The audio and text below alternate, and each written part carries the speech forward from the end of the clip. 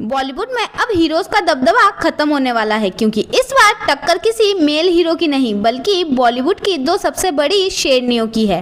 एक तरफ आलिया भट्ट की इंटरनेशनल स्पाई थ्रिलर अल्फा, तो दूसरी तरफ स्त्री 2 के ब्लॉकबस्टर सक्सेस के बाद श्रद्धा कपूर का प्योर देसी तूफान ईटा। ये सिर्फ दो फिल्मों की बातें नहीं है दोस्तों, ये लड़ाई है ग्लोबल एक्शन वाइब वर्सेस देसी रूट्स की। आज के इस वीडियो में हम इन दोनों फीमेल लीड मेगा मूवीज का ब्रेकडाउन करेंगे कि आप खुद सोच में पड़ जाओगे कि कौन सी मूवी देखे और कौन सी छोड़े, या फिर दोनों ही देखे। सबसे पहले बात करते हैं अल्फा की। 3 जुलाई 2026 को थिएटर में आने वाली है।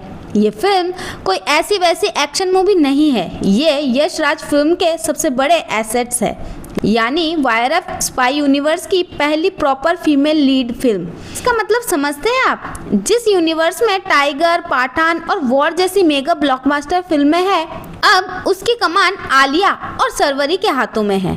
अल्फा का कॉन्सेप्ट बिल्कुल इंटरनेशनल लेवल का है। फिल्म के टीजर में हमने देखा कि कैसे आलिया और सरवरी कोई नॉर्मल फाइटर नहीं है, वो हाईली ट्रेंड सीक्रेट एजेंट है। इसका जोन है hand to hand combat, car chase, automatic weapons और हाई टेक्नोलॉजी। और इसका सबसे बड़ा एक्स फैक्टर पता है आपको क्या है? एनिमल के बाद बॉबी देओल एक बार फिर इसमें विलन के रोल में दिख रहे हैं, जो आलिया को एक वायलेंट और खूंखार टक्कर देने वाले हैं। डायरेक्शन की बात करें तो द रेलवे मैन से सबको इम्प्रेस करने वाले शिव रावल ने इस मूवी को डायरेक्ट किया है। तो अगर आपको जॉन विक या मिशन इम्पॉसिबल जैसे हाई ऑक्टेन ग्लोबल एक्शन पसंद है तो अल्फा आपको पागल करने वाली है। अब आते हैं उस तूफान की तरफ जो पूरे इंडिया के सिंगल स्क्रीन को हिलाने आ रही है। मैड डॉग फिल्म की ईटा, जो रिलीज हो रही है 28 अगस्त यानी रक्षाबंधन के दिन। स्त्री 2 की लगभग 850 करोड़ की कमाई करने के बाद श्रद्धा कपूर का क्रेज इस वक्त आसमान पर है और दिनेश विजान ने सही मौके पर सबसे बड़ा चौका मारा है। महाराष्ट्र की फेमस लोक कलाकार बीठाबाई नारायणगावकर का कैरेक्टर प्ले कर रही है, जिन्हें तमाशा क्वीन कहा जाता है।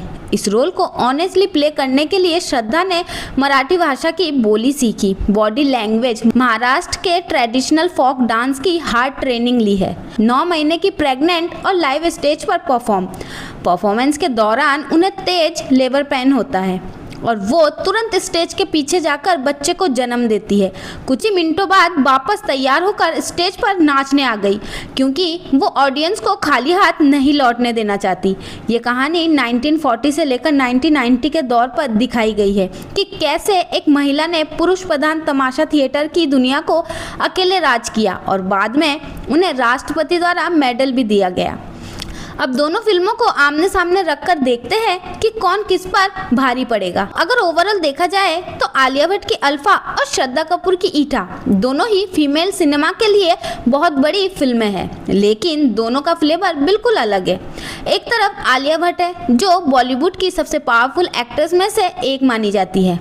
अल्फा के साथ वो वायरफ स्पाई यूनिवर्स की पहली फीमेल सुपर एजेंट बनकर आ रही है। फिल्म में high octane action, dangerous mission, stylish fight sequel देखने को मिलेगा, और वो भी इंटरनेशनल लेवल का। अगर आपको पठान, टाइगर या मिशन इम्पॉसिबल टाइप मूवीज पसंद है तो अल्फा आपके लिए परफेक्ट पैकेज हो सकती है। दूसरी तरफ है श्रद्धा कपूर, जिनका क्रेज स्त्री 2 के ब्लॉकबस्टर सक्सेस के बाद 7वें आसमान पर है।